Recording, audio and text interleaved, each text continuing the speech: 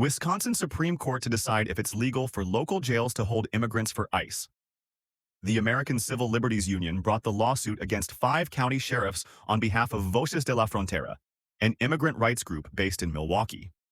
Immigration and Customs Enforcement agents take people they detained earlier to a parking lot before transferring them to an ICE facility in Chicago on October. A divided Wisconsin Supreme Court on Wednesday agreed to take a case brought by the American Civil Liberties Union on behalf of an immigrant rights group, arguing that it is illegal for local jails to hold immigrant detainees at the request of federal authorities. The Wisconsin lawsuit comes as federal agents have launched high-profile immigration crackdowns in cities including Chicago and Charlotte, North Carolina. Another operation is expected in the coming days in Minnesota, targeting Somali immigrants. The enforcement tactics have been met with protests and lawsuits. A majority of justices on the Wisconsin Supreme Court voted to take the ACLU case directly as an original action, rather than have it first work its way through lower courts. The court is controlled 4-3 by liberal justices.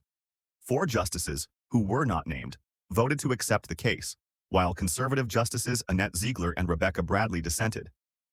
Justice Brian Hagedorn, who most often sides with conservative justices, wrote separately to discuss the process, but he did not reveal how he voted. None of the justices discussed the merits of the case in the order agreeing to take it. The court's decision means there could be a final ruling in the case by the middle of 2026, far faster than if it first had to wind its way through lower courts.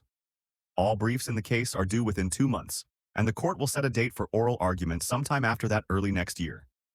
The ACLU brought the lawsuit against 5 county sheriffs in September on behalf of Voces de la Frontera, an immigrant rights group based in Milwaukee. This is a historic step toward ensuring that Wisconsin's law protects all residents, not just those with power and privilege, said Christine Neumann Ortiz, executive director of Voces de la Frontera.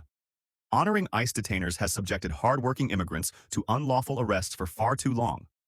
The lawsuit contends that it is illegal for local jails to hold immigrants on detainers sent by U.S. Immigration and Customs Enforcement to local sheriff's offices.